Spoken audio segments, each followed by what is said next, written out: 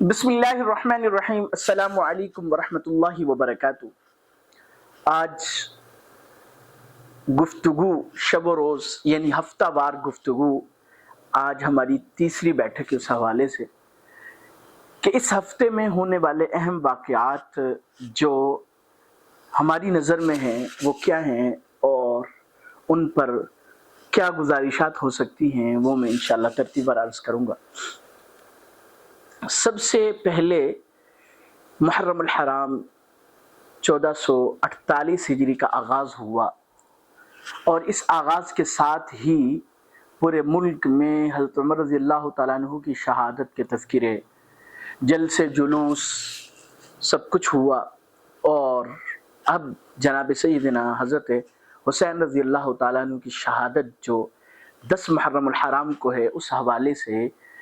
چھٹیاں بھی ہو چکی ہیں اور پورے ملک میں ایک ایک فضا بنی ہوئی ہے کہ حسین رضی اللہ تعالیٰ عنہ کے فضائل بیان کیے جا رہے ہیں۔ اس سلسلے میں عرض یہ کرنا چاہتا ہوں کہ حضرت حسین رضی اللہ تعالیٰ عنہ وہ مرکزی نقطہ نظر ہیں کہ جو اہل سنت والجماعت اور اہل تشیع کے ہاں مرکزی حیثیت رکھتے ہیں۔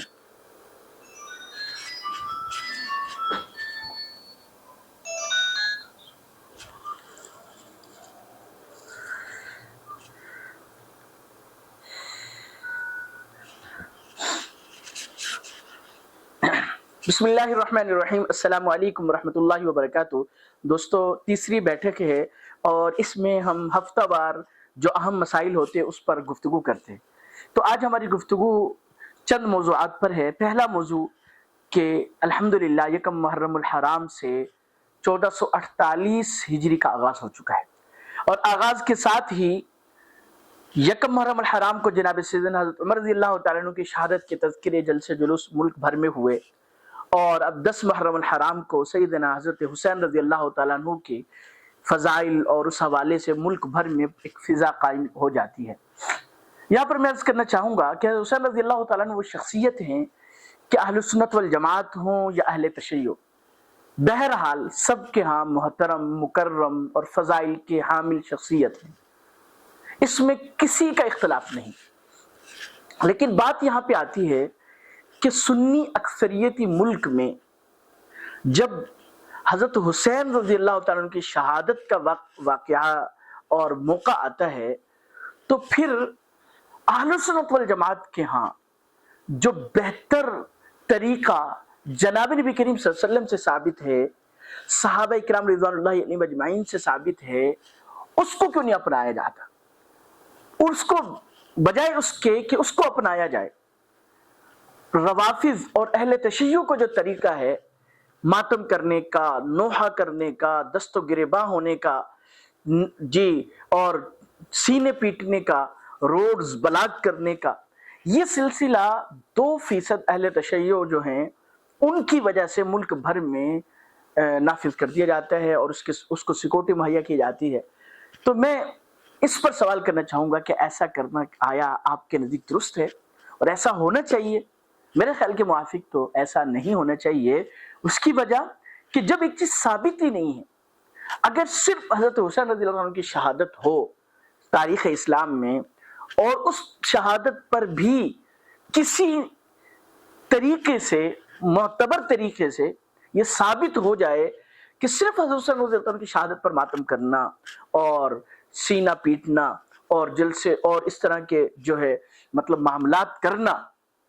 یہ ثابت ہے، تو چلے ہم سنت والجماعت کیوں نہیں کرتے؟ اور جب ثابت نہیں ہے اور سنت والجماعت نہیں کرتے کہ بھئی ہم شہید کے فضائل اس انداز سے بیان نہیں کرتے کہ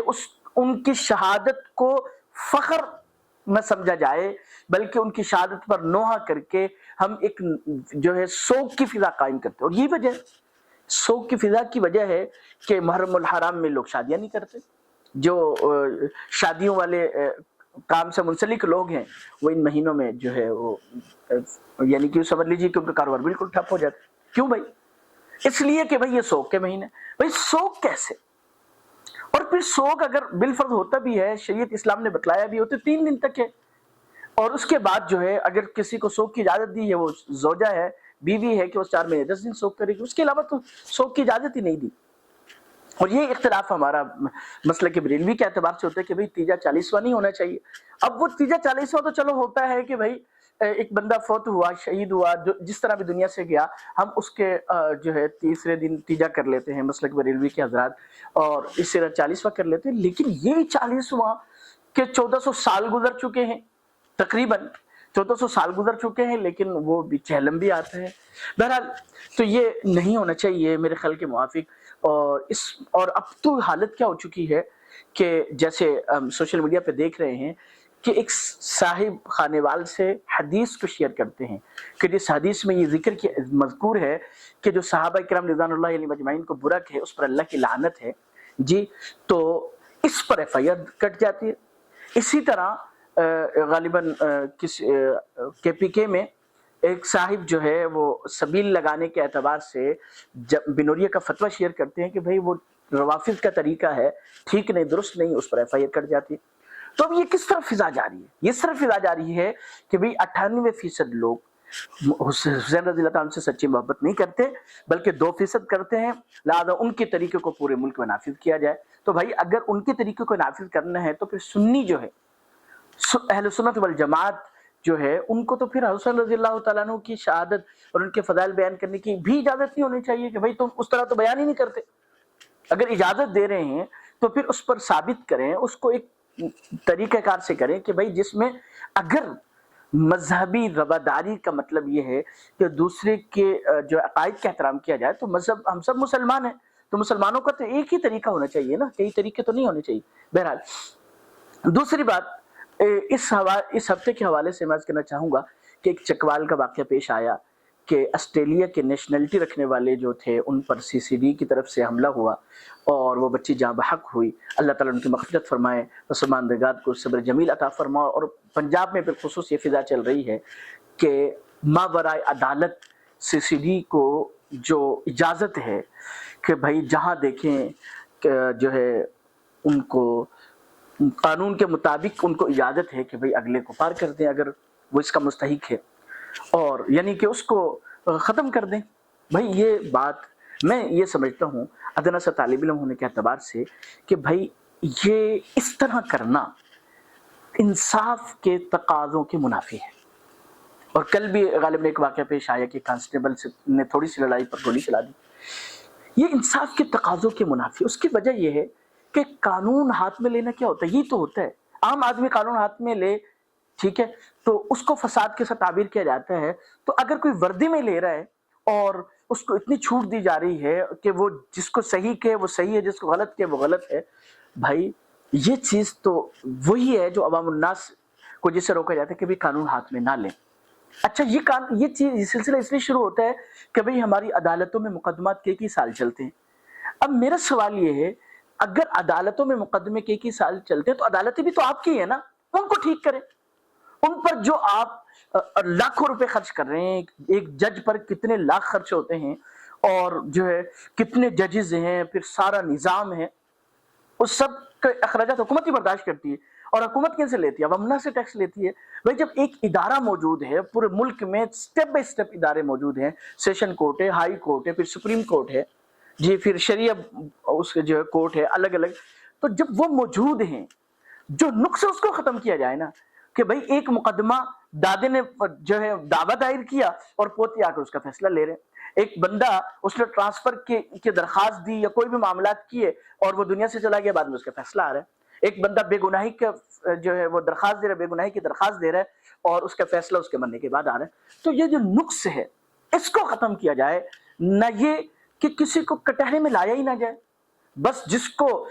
جو ہے آپ یہ سمجھ لیجئے کہ کھلی چھوٹ دے دی کہ جس کو وہ غلط سمجھتے اس کو غلط جو ہے اس کو پار کر دیں، جس کو ٹھیک سمجھتے ہیں اس کو جو ہے وہ مطلب چھوڑ دیں۔ بھئی میں سمجھتا ہوں کہ یہ بھی ایک طرح سے قانون ہاتھ میں لینا ہے اور یہ ٹھیک طرز عمل نہیں ہے۔ اور یہی وجہ ہے کہ آسٹریلین چونکہ وہ مطلب نیشنلٹی رکھتے تھے، اس لیے ہمارے بڑے بڑے جو آئی جی تھے سب حضرات نے معافیا مانگی، اور اگر میرا اور آپ جیسا کوئی شخص جو ہے اس کو اگر اس طرح کر دیا جاتا تو کوئی معافیا نہیں ہے۔ بھائی کیوں؟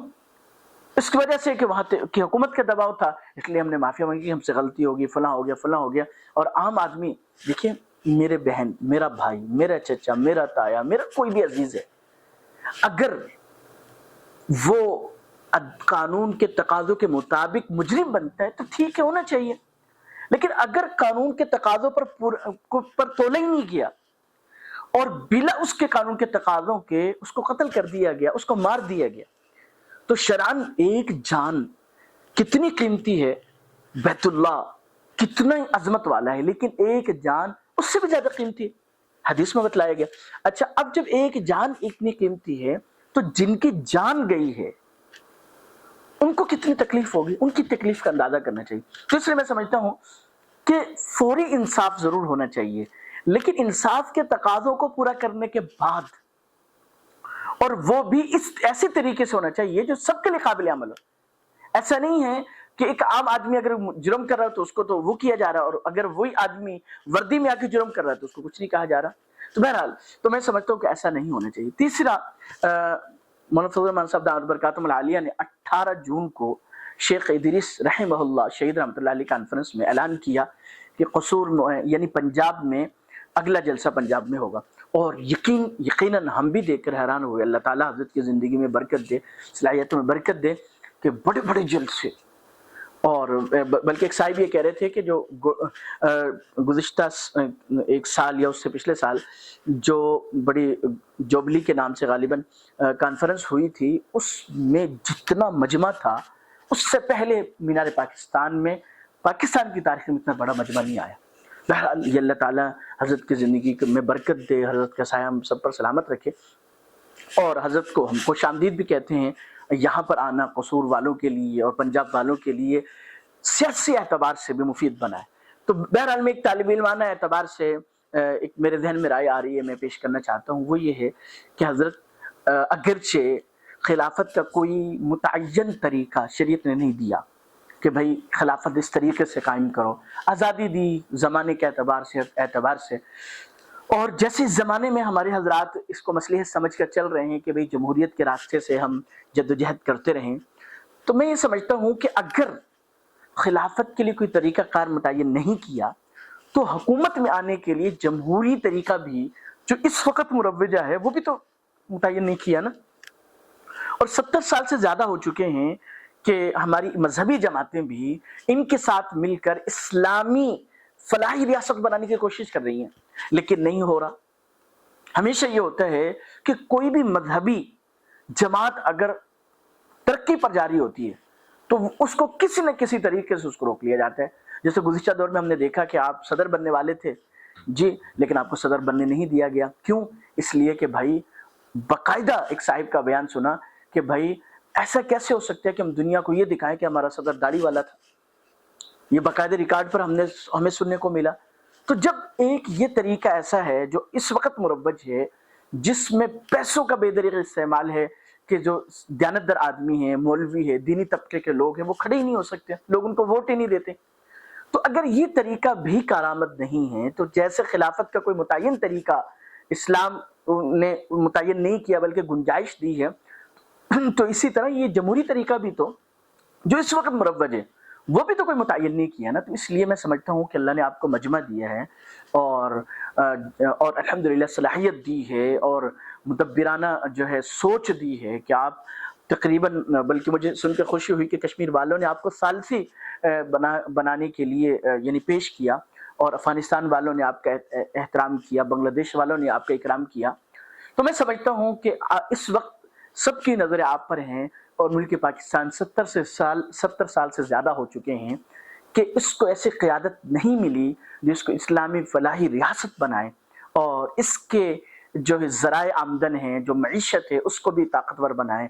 اور اس کے سرحدی جو چار دیواری ہے، جو سرحدیں ہیں، ان کے ساتھ رہنے والے جو بسنے والے پڑوسی ممالک ہیں ان کے ساتھ اچھے تعلقات بنائے، اور فحاشی اور عریانی کا خاتمہ کرے۔ ابھی تک کوئی ایسی قیادت نہیں آئی، تو بہرحال میں سمجھتا ہوں کہ حضرت آپ پر سب کی نظریں ہیں، تو آپ اتنا بڑا مجمع آپ کے پاس ہے، تو آپ یہ چاہے مطلب یوں سمجھ لیجئے کہ آپ اسی طریقے سے کیجئے کہ بھائی جس میں فساد نہ ہو، جس میں کوئی ایسا معاملہ نہ ہو کہ جو قتل و غارت گری کی طرف یا تشدد کی طرف جاتا ہوں، لیکن کوئی ایسا طریقہ جو ہے آپ کر سکتے ہیں، سوچ سکتے ہیں، آپ کے ایک تجربہ ہے کہ جس طریقے سے پاکستان میں اسلامی فلاحی ریاست بن سکے، اور ضروری نہیں ہے کہ وہ اس طریقے سے، وہ اور طریقوں سے بھی ہو سکتی ہے، اس پر آپ غور و فکر بھی کر سکتے ہیں۔ تو میری ایک درخواست ہے کہ اتنے بڑے مجمع کا اگر ہمیں فائدہ حاصل ہو سکے، کیونکہ مناسب اور متبادل طریقہ مل جائے جس طریقے سے ہم اس پاکستان کو اسلامی فلاحی ریاست بنا سکیں، تو بہت اچھا ہوگا۔ اللہ تعالیٰ آپ کی زندگی میں برکت دے، آپ کا آنا خیر و برکت کا ذریعہ بنائے، اور اس جلسے کو بھی جیسے بلوچستان میں کامیاب ہوا،